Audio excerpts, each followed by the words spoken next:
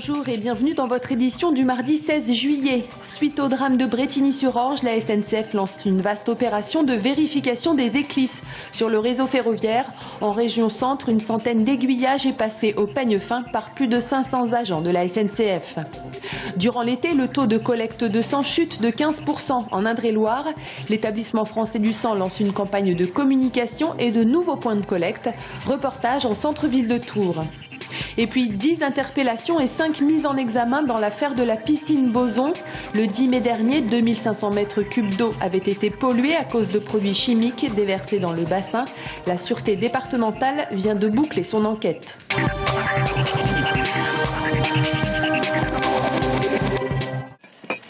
Opération resserrage de boulons ce matin sur le réseau SNCF. Ici, en amont de la gare d'Orléans, une des 50 brigades voies de la SNCF Infra en région centre intervient sur cette série d'aiguillages. Objectif, comme partout en France, la vérification des fameuses éclisses, ces pièces métalliques qui seraient à l'origine de l'accident de Brétigny-sur-Orge. Elles étaient bien serrées, ces éclisses? Elles étaient serrées, correctement. Impeccable. Une grande campagne de vérification lancée à la suite de la catastrophe ferroviaire. En région centre, c'est ainsi une centaine d'aiguillages qui sera visitée d'ici la fin de semaine. Toutes les équipes sont mobilisées, soit environ 500 personnes. Et on vérifie donc le serrage de tout ce qu'il y a, donc de boulonnerie, donc éclisses, boulons, tire-fond, donc ce qui tient la traverse, le rail, les coussinets, enfin on vérifie vraiment toute l'intégrité de l'aiguillage. Des éclisses qui n'existent plus sur les nouveaux modèles d'aiguillage. Ici, le matériel a 30 ou 40 années d'existence. Il est régulièrement inspecté selon la SNCF. En fonction des passages, un aiguillage, il est vérifié tout au long de sa vie, tout au long de l'année. Les opérations qui sont dessus sont en fonction des opérations qui vont être programmées. Les éclisses peuvent se desserrer avec le passage des trains, mais avec les diverses vérifications programmées tout au long de l'année, difficile de comprendre la catastrophe de Brétigny. Une catastrophe qui n'entraînera pas une accélération du calendrier du côté des travaux de modernisation de la voie. Le plan de rénovation du réseau était engagé depuis déjà quelques années. Il faut savoir qu'au niveau national, on renouvelait il y a 5 ans environ 500 km de lignes par an.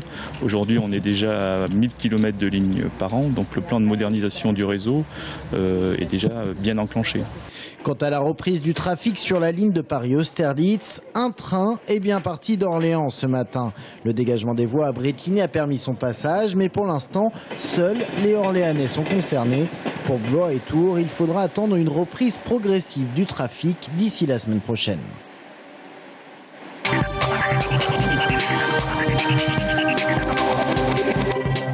Au total, ce sont 11 jeunes garçons, dont un seul majeur, qui sont mis en cause dans les dégradations de la piscine Boson, qui ont eu lieu le week-end de l'Ascension, les 8 et 9 mai derniers. Après 1 mois et demi d'investigation, les enquêteurs sont parvenus à écrire le scénario de cet acte de vandalisme. Pendant le week-end de le pont de l'Ascension, ces jeunes sont venus plusieurs fois, d'abord pour se baigner et puis ensuite ça a dégénéré et ils ont fini leur périple, on va dire, lors des dégradations par du vandalisme et un délire collectif qui a vraiment mal tourné. De la colle, de la peinture et du ciment avaient été déversés dans le bassin, des ordinateurs avaient été volés et des vitres brisées. Le coût de ces dégâts est estimé entre 150 et 300 000 euros. 5 des 11 concernés ont été mis en examen. Ils risquent des peines de prison. Alors ils sont mineurs. Pour beaucoup primo-délinquants. Donc après, la justice déterminera quelles seront les sanctions adaptées aux faits qui ont été commis et à la personnalité des délinquants. Les enquêteurs ont remonté la piste des délinquants grâce aux empreintes digitales et aux langues qui se sont déliées. Les jeunes, tous originaires du quartier sensible du Sanitas, sont pour certains déjà connus des services de police pour des délits mineurs.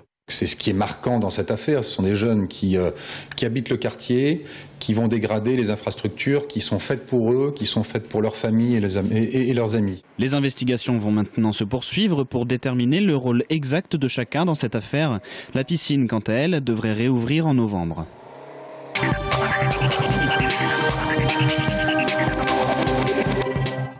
Pour Marie-France Beaufils, sénatrice maire de Saint-Pierre-des-Corps, la réserve parlementaire constitue seulement un apport non négligeable, certes, mais loin d'être suffisant pour la circonscription d'un parlementaire. En 2011, elle a choisi de reverser près de 170 000 € en direction de la petite enfance et principalement dans son fief. Bien souvent, le plus de la réserve parlementaire permet de boucler le budget dont ont besoin ces collectivités.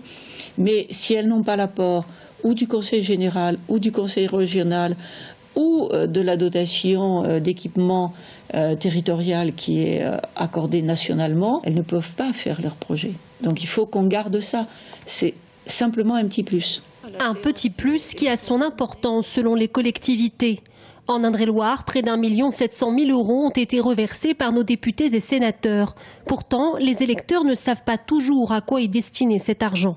Pierre Commandeur est responsable du groupe local Anticorps, une association nationale qui milite pour la transparence des élus. Si on cache l'action des élus, il y a la suspicion qui s'installe. Si nos députés et sénateurs ne sont pas tous autant généreux, leur réserve parlementaire est elle aussi distribuée inégalement. La commune de Saint-Cyr-sur-Loire, par exemple, est une de celles qui s'est vue octroyer une somme largement plus importante. Bernard Accoyer, ancien président de l'Assemblée nationale, a distribué 350 000 € à Saint-Cyr-sur-Loire et à la statue du général de Gaulle. En 2011, ce sont 500 000 € qui ont été perçus par cette commune. Mais son maire, Philippe Briand, qui n'a pas souhaité s'exprimer, reste de loin le plus généreux du département, avec 300 000 € versés à une vingtaine de communes dans l'ensemble de sa circonscription. Pourquoi il y a eu 500 000 € à Saint-Cyr-sur-Loire en 2011? C'est parce que le maire de Saint-Cyr-sur-Loire est député, membre de la majorité. L'année d'après, il a été trésorier de la campagne de Nicolas Sarkozy. Une grosse partie des subventions est venue de Bernard Accoyer. Donc on voit bien que c'est le fait d'être dans le même parti, dans la même tendance, qui fait que cette ville-là a reçu mais 5 fois plus que la deuxième ville du département, qui est Saint-Pierre-des-Corps. Hier soir, le Sénat a voté à l'unanimité la transparence de la réserve parlementaire.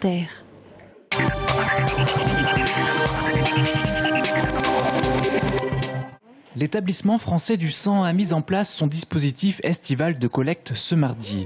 Habituellement, seul un bus par semaine vient à la rencontre des donneurs boulevard Béranger à Tours.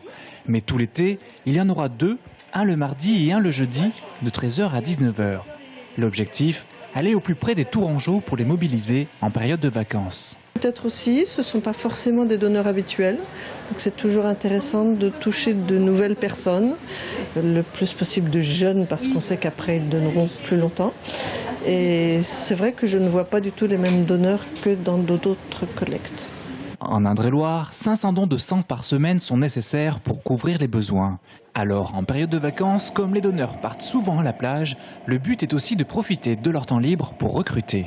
J'étais parti en fait voir une personne juste à côté et j'en ai profité, je suis passé devant le camion et puis je me suis dit au retour je m'arrête. Je passe devant tous les jours, puis c'est vrai que dans l'année j'ai pas le temps de m'arrêter, là c'est les vacances donc j'en profite. Et puis c'est pas contraignant du tout donc j'ai le temps, ça me gêne pas. Pour retrouver tous les points de collecte de cet été, rendez-vous sur le site internet du don du sang, mais aussi par téléphone afin de connaître celui qui est le plus proche de chez vous.